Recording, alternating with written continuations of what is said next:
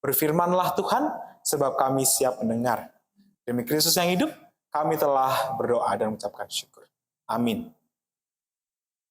Mari kita buka bacaan kita dari Mazmur 67, ayat yang pertama sampai dengan ayat yang ke-8. Kiranya Allah mengasihani kita dan memberkati kita. Kiranya Ia menyinari kita dengan wajah-Nya. Supaya jalanmu dikenal di bumi dan keselamatanmu di antara segala bangsa. Kiranya bangsa-bangsa bersyukur kepadamu ya Allah. Kiranya bangsa-bangsa semuanya bersyukur kepadamu. Kiranya suku-suku bangsa bersukacita dan bersorak-sorai, sebab Engkau memerintah bangsa-bangsa dengan adil dan menuntun suku-suku bangsa di atas bumi. Kiranya bangsa-bangsa bersyukur kepadamu ya Allah. Kiranya bangsa-bangsa semuanya bersyukur kepadamu. Tanah telah memberi hasilnya. Allah kita memberkati kita. Allah memberkati kita. Kiranya segala ujung bumi takut akan Dia. Demikianlah firman Tuhan yang berbahagia ialah setiap kita yang boleh membaca, melakukan, dan juga mengaplikasikan firman Tuhan dalam kehidupan kita. Baik, Bapak Ibu, hari ini kita mau belajar bersama dalam satu tema hidup, titik 2, perayaan akan kasih karunia Allah. Kok temanya kayaknya susah banget ya? Ini ngomongin apaan sih? Gitu ya, hidup perayaan akan kasih karunia Allah, yang ngomong ngopo gitu ya. Tetapi kita mau melihat dulu, sebenarnya ini adalah tema yang sebenarnya sangat dekat dengan kehidupan kita. Coba ya kita lihat ya ya. Kalau kita berbicara tentang perayaan ya, apa sih yang sebenarnya terlintas dalam benak dan pikiran kita? Ayo, ada yang mau ngaku? Pesta ya, makan-makan ya, ada B2 ya. Itu favorit itu, kalau pesta-pesta ya, kambing guling gitu ya. Untung bukan gulingnya doang gitu ya, tapi kambing guling dan seterusnya, banyak makanan, pesta gitu ya. Itu perayaan. Nah, sebenarnya menarik Bapak Ibu kalau kita melihat dari KBBI ya, Kamus Besar Bahasa Indonesia, bahwa sebenarnya kelihatan nggak tulisannya ya?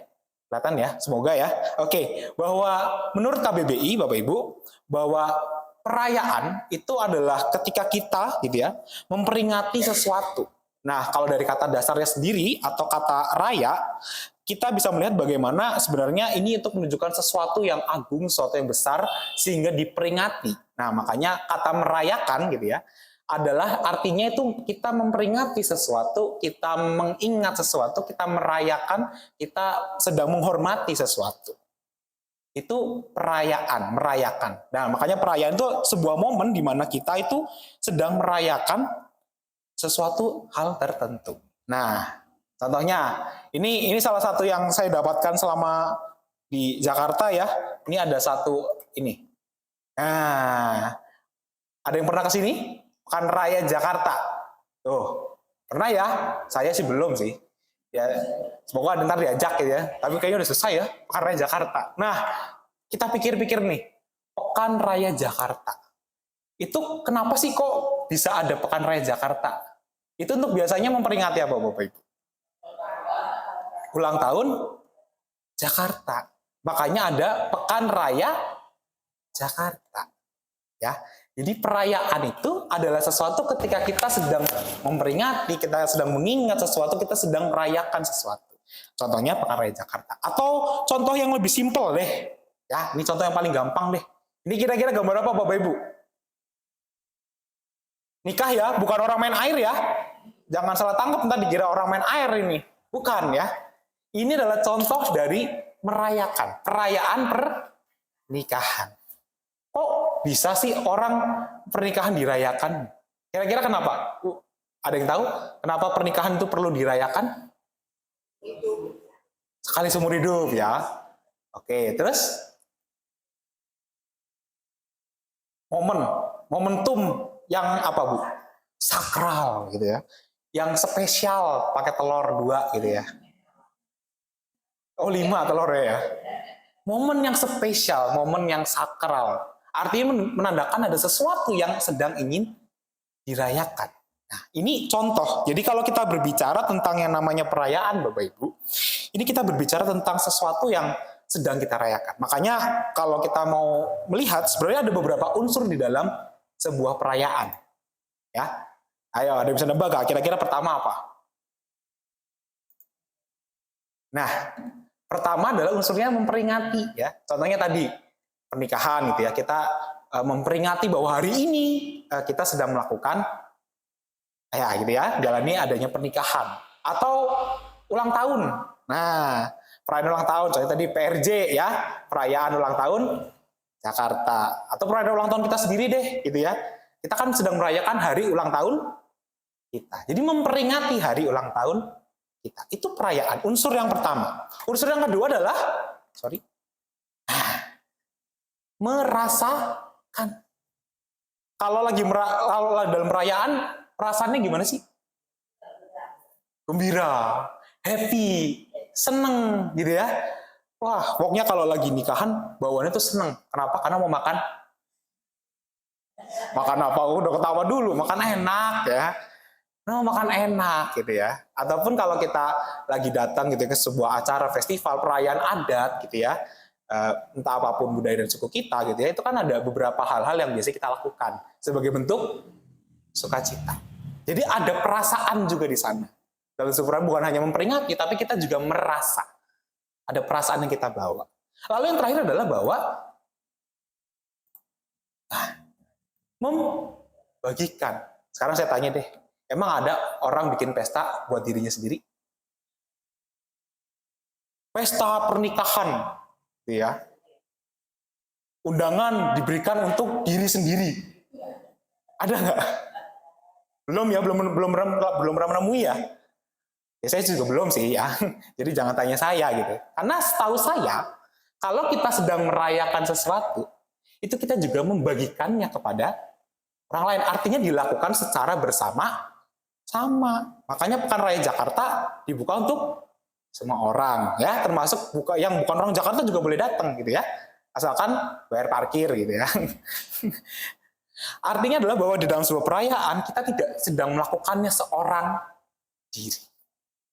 Ada banyak orang-orang yang kita libatkan dalam perayaan itu. Entah apapun itu, perayaan ulang tahun, perayaan pernikahan, perayaan adat, ya.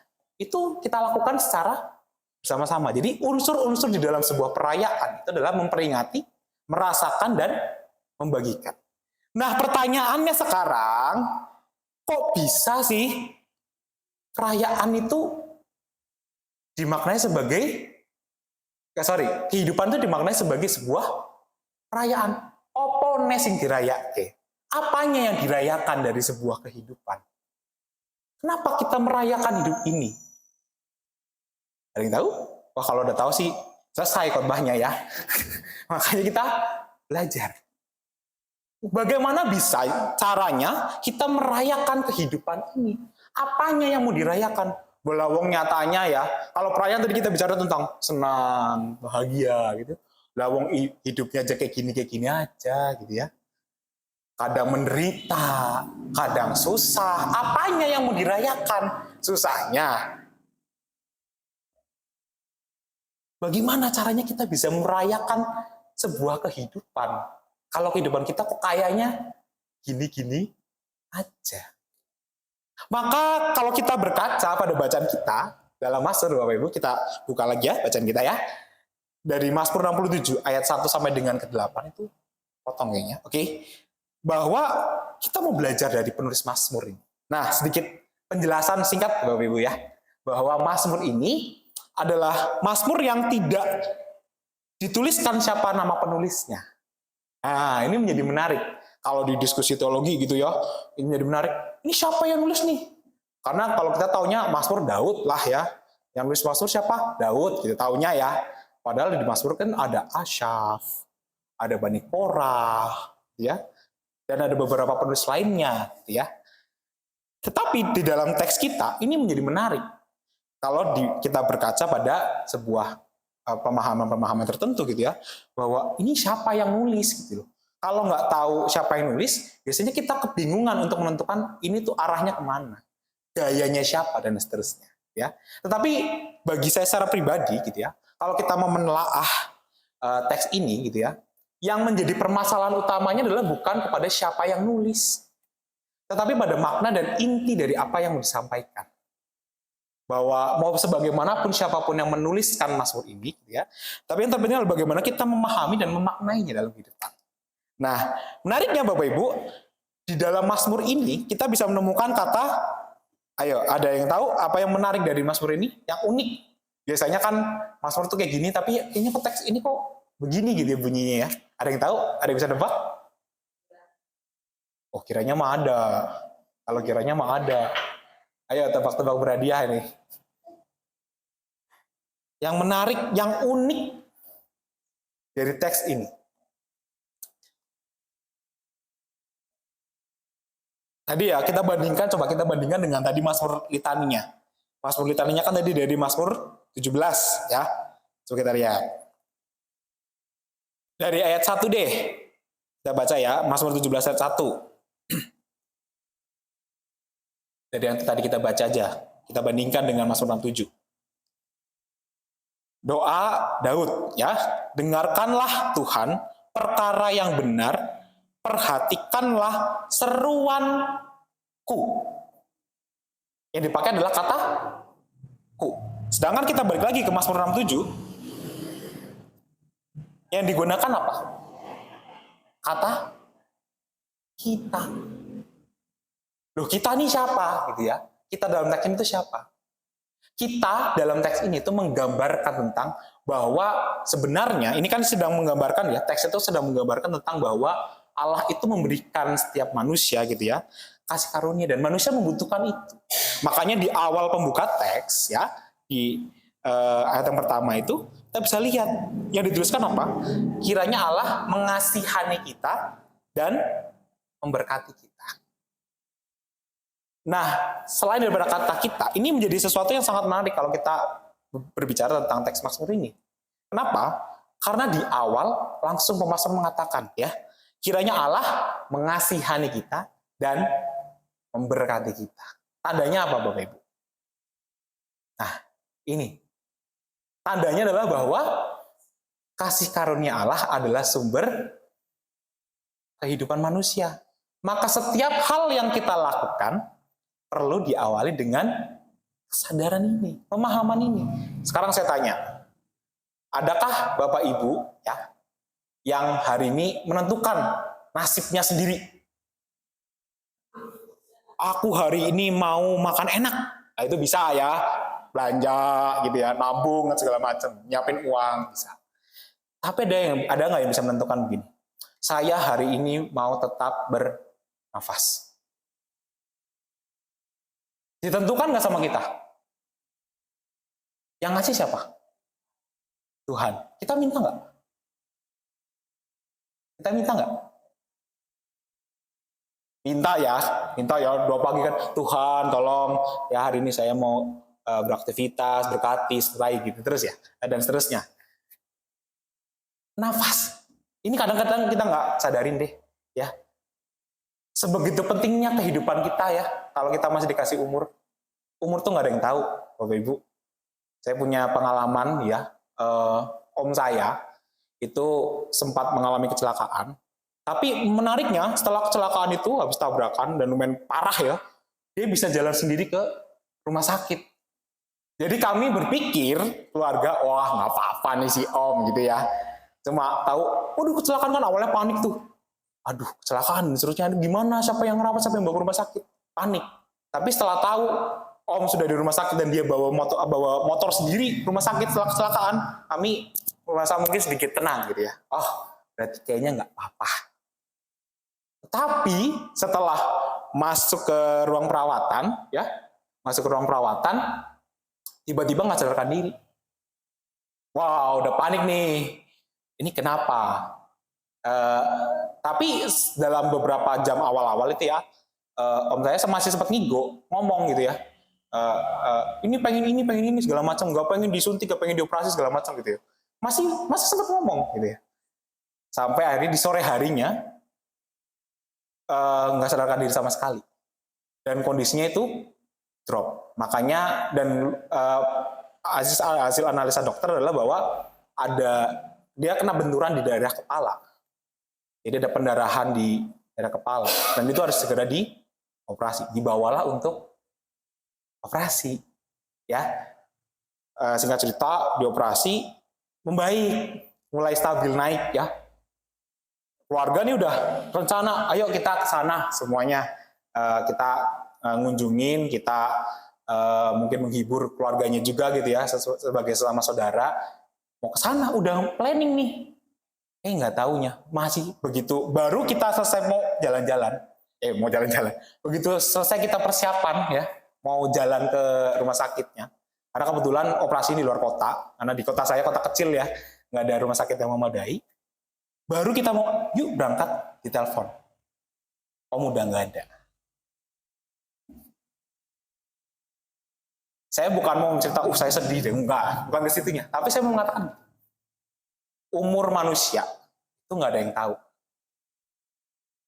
Dan semuanya kalau kita berpikir gitu ya, sekarang kita berpikir kita masih dikasih nafas, kita masih dikasih hidup aja sampai sekarang. Itu semua karena apa? Karena Tuhan. Kasih karunia pemberian Tuhan. Kita minta nggak? Secara sadar kita minta nggak? Minta. Tetapi tanpa kita minta pun Tuhan udah kasih. Kan kita nggak mungkin nih hari ini, misalkan hari ini mau hidup terus kemarin minta Tuhan besok saya mau hidup ya.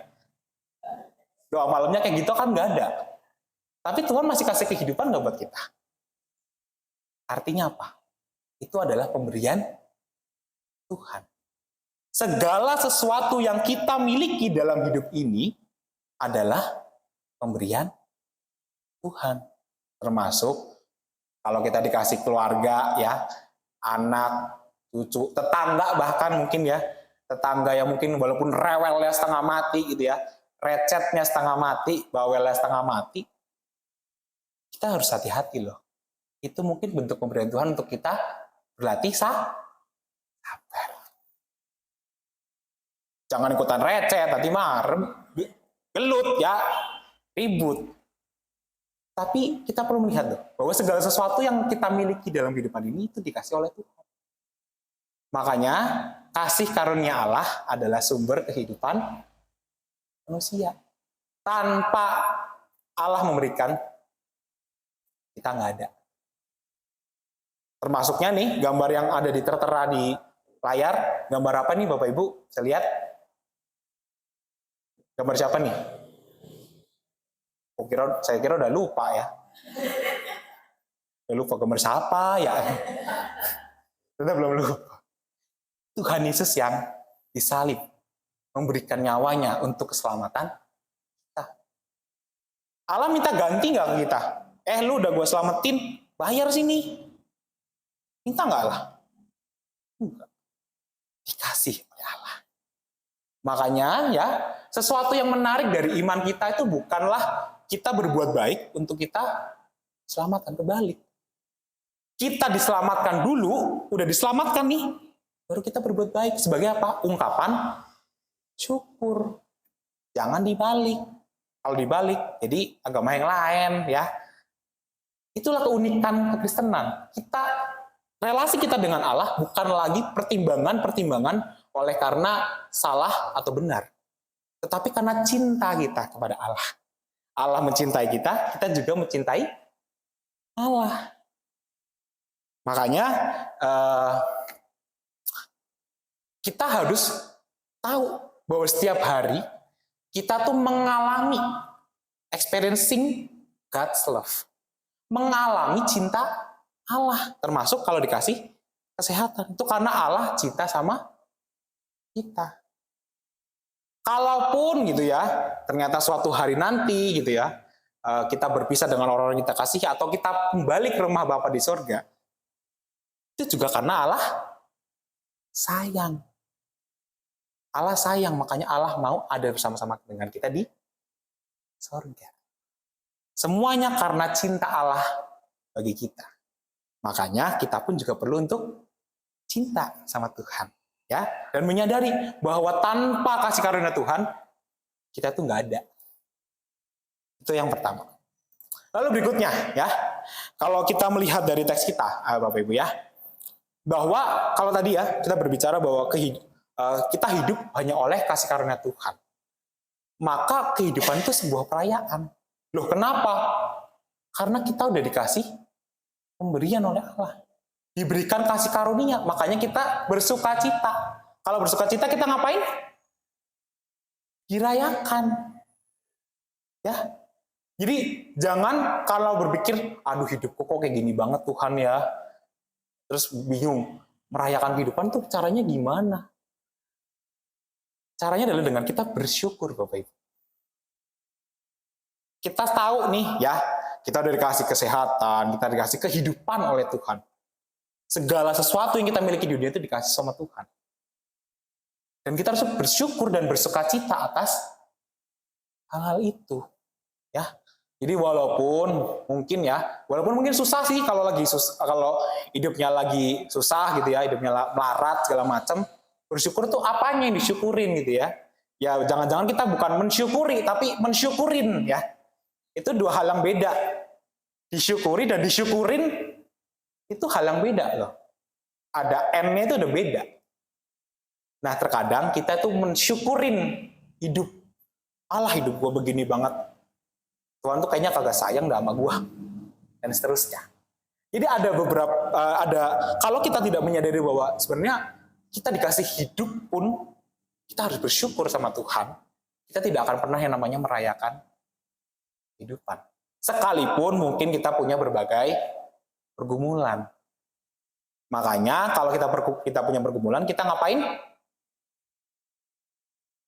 Wah diem nih, jangan-jangan datang ke dukun ya. Kalau punya permasalahan saya datang ke dukun aja lah. Saya santet orang yang bermasalah gitu ya. Apa saya minta ini tuyul gitu ya. Kan nggak begitu. Kita ngapain? Kita minta kepada Allah yang memberikan kita segala sesuatu dalam kehidupan ini, termasuk juga penguatan. Kekuatan untuk kita bisa menghadapi berbagai pergumulan. Ya. Jadi kita harus merayakan kehidupan ini dengan ini. Di dalam segala sesuatu kita perlu untuk mengucap syukur. Susah loh. Ya emang susah ya. Firman Tuhan tuh nggak ada yang gampang. Kalau dilakuin dengan konsisten itu susah. Tapi justru itulah panggilan kita. Untuk menjadi orang-orang yang berbeda dari orang-orang lain. Ya. Termasuk dengan hal bersyukur Bapak Ibu. Susah loh kadang-kadang. Kalau lagi susah gitu ya, apanya yang mau disyukuri. Jadi kadang-kadang kita mensyukurin gitu ya. Jadi di dalam segala sesuatu kita perlu untuk mengucap syukur. Dan karena tadi ya, karena hidup itu adalah sebuah perayaan, maka kita tidak bisa melakukannya sendiri. Ya. Maka kehidupan sebagai sebuah perayaan itu adalah ketika kita memperingati tadi ya, kita ingat nih, oh Allah udah sayang sama aku gitu ya. Allah udah memberikan aku kasih karunia untuk aku bisa hidup, punya kesehatan, punya anak cucu gitu ya, masih bisa makan dan seterusnya gitu ya. Ingat bahwa Allah sudah memberikan kita kasih karunia. Lalu merasakan apa yang dirasakan? Sukacita. Bahwa Allah tuh masih sayang. Kalau Allah masih memberikan kita kehidupan, nafas kehidupan, berarti tandanya Allah masih sayang. Dan yang terakhir adalah membagikan. Nah ini yang sulit. Kadang-kadang ya, apanya yang mau dibagi? Saya mah kagak punya apa-apa gitu ya. Karena di sini membagikan itu bukan berarti kita harus membagikan dalam bentuk fisik, ya. Tetapi membagikan perasaan sukacita kita gitu. Orang-orang melihat dia kok hidupnya padahal susah tapi kok bisa ya bersukacita. Bisa ya tetap bersyukur di dalam segala keadaan yang sulit. Itu adalah bentuk dari membagikan. Jadi hidup sebagai perayaan gitu ya, akan membuat kita ingat ya, merasakan dan juga membagikan. Karena ya kalau kita lihat di teks kita berulang kali ditegaskan ya bahwa keselamatan kasih karunia Allah itu bukan hanya untuk kita saja, tetapi supaya segala bangsa, semua orang ya itu juga tahu kalau Allah adalah sumber kehidupan bagi setiap makhluk di dunia. Nah, cara membagikannya itu gimana sih? Ya, cara membagikannya adalah dengan kita diberkati untuk jadi berkat. Kalau kita bersyukur, kita dikasih keluarga, ya walaupun bagaimanapun keadaan kita, yang kita lakukan apa? Mengasihi keluarga kita, disayang, ya. Karena mau sebagaimanapun jahatnya keluarga kita, dia tetap keluarga. Walaupun mungkin secara administrasi bisa dihapus dari kakak gitu ya, mungkin orang-orang zaman dulu gitu ya, yang disuruh kawin paksa nih, kalau nggak mau, dihapus dari kakak gitu ya. Bisa secara administrasi, mungkin ya, saya nggak mau coba juga saya ya. Tetapi kita perlu ingat bahwa kalau kita bersyukur, ini adalah keluarga yang diberikan, dititipkan Tuhan untuk saya. Maka saya pun harus bersyukur dan merawat. Begitu juga kalau kita berbicara tentang kehidupan bersosial ya. Tadi ya, di lingkungan mungkin banyak orang yang nggak suka gitu ya. Ataupun ada orang-orang yang memang rewel, bawel, dan seterusnya gitu ya. Kita perlu tetap bersyukur. Karena apa? Berarti Tuhan pengen kita untuk berlatih sabar. Ataupun kalau kita bersyukur bahwa kita diberikan bangsa dan negara yang hebat gitu ya. Ya walaupun mungkin banyak kekurangannya gitu ya. Mungkin bansos masih dikorupsi, dan seterusnya gitu ya. Ataupun banyak kasus-kasus ketidakadilan di dalam negeri kita gitu ya. Tapi kita perlu bersyukur bahwa Tuhan memberikan kita dan menempatkan kita di negara Indonesia. Caranya adalah dengan menjadi warga negara yang baik. Itulah cara kita membagikan cinta kasih Tuhan. Ketika kita melakukannya dalam kehidupan kita sehari-hari. Termasuk juga Bapak Ibu di dalam kondisi, kalau kita bersyukur nih, kita dikasih lingkungan ya. Kita masih dikasih alam yang baik sama Tuhan. Harusnya kita bersyukur loh. Tapi terkadang kita tidak menunjukkan itu gitu ya. Kita cuma mau ngerauk-ngerauk alam gitu ya, dan seterusnya. Jadi kadang-kadang kita nggak sadar. Contohnya yang paling gampang adalah penggunaan listrik, sampah, ya. Itu hal-hal yang sebenarnya sangat sederhana untuk bisa kita lakukan. Kalau kita bersyukur sama alam kita, ya, karena ini pemberian Tuhan loh. Kita nggak bisa milih ya. Saya mau tinggalnya misalkan nih dari Orok, dari Kandung gitu ya. Saya mau lahirnya di negara itu aja dah. Mau di kota itu aja dah. Kan kita nggak milih. Tapi semuanya dikasih oleh Tuhan. Dan kita patut untuk tetap bersyukur. Dengan cara apa? Menjaga. Jadi ketika kita diberkati oleh Tuhan, kita menerima kasih karunia Tuhan, kita pun juga harus menjadi berkat bagi sesama kita. Bukan hanya sesama manusia, tapi juga sesama lingkungan dan sesama ciptaan Tuhan.